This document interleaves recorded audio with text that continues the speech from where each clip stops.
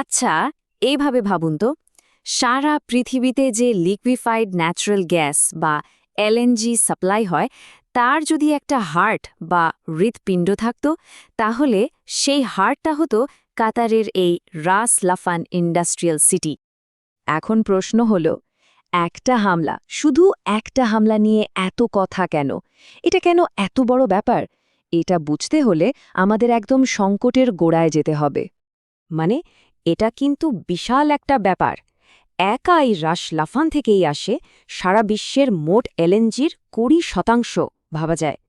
আরেকটু সহজ করে বললে, বিশ্বজুড়ে যে প্রতি 5টা এলএনজি শিপমেন্ট হয়, তার মধ্যে একটা কিন্তু এই রাস লাফান থেকেই আসে। দোহা থেকে মাত্র 80 কিলোমিটার উত্তরে এই একটা জায়গায় এশিয়া আর ইউরোপের মতো বিশাল বিশাল সব দেশকে শক্তি জুগিয়ে চলেছে। তো চলুন এখন দেখি ঘটনাটা ঠিক কিভাবে ঘটেছিল। এক বুধবার সন্ধ্যায় ইরান কাতারের দিকে একবারে 5টা ব্যালিস্টিক মিসাইল ছুড়ে দেয়।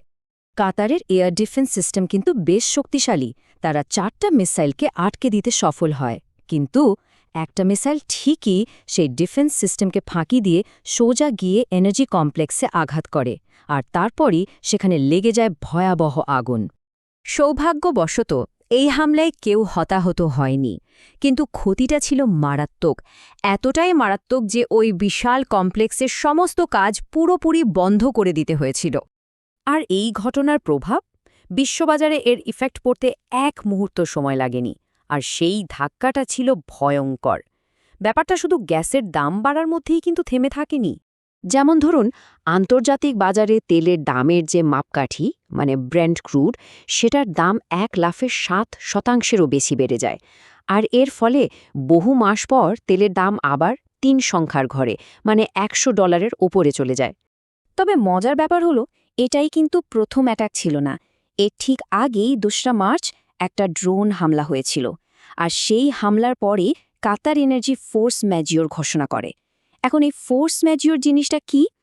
এটা আসলে চুক্তির একটা বিশেষ শর্ত, যার মানে হলো যদি নিয়ন্ত্রণের বাইরের কোনো ঘটনা ঘটে, তাহলে কোম্পানি চুক্তি মানতে বাধ্য থাকবে না।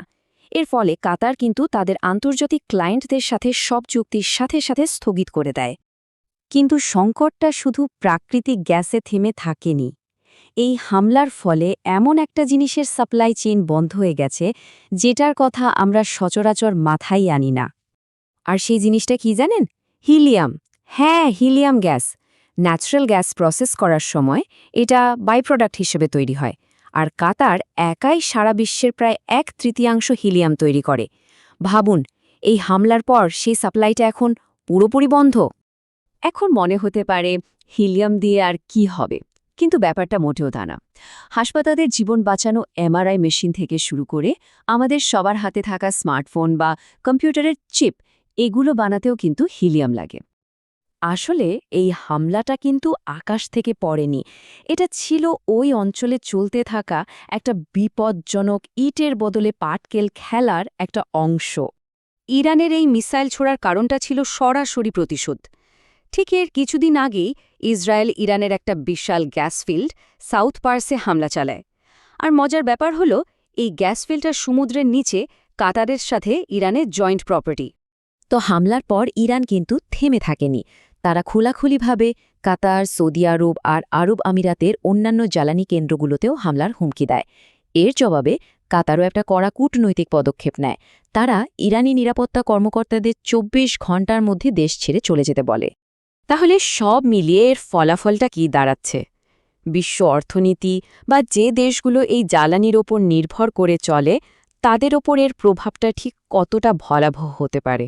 দেখুন, বিশেষজ্ঞরা বলছেন, ভারত বা তুরস্কের মতো দেশ যারা কাতারের গ্যাসের উপর খুব বেশি নির্ভরশীল, তাদের এখন অনেক বেশি দামে খোলা বাজার থেকে গ্যাস কিনতে হবে। কিন্তু সবচেয়ে বড় ধাক্কাটা খাবে গ্লোবাল সাউথের দেশগুলো, মানে যাদের অর্থনীতি দুর্বল। সেখানে জ্বালানির দাম একটু বাড়লেই সাধারণ মানুষের জীবনযাত্রা একটা বড়সড় বিপর্যয় নেমে আসতে পারে।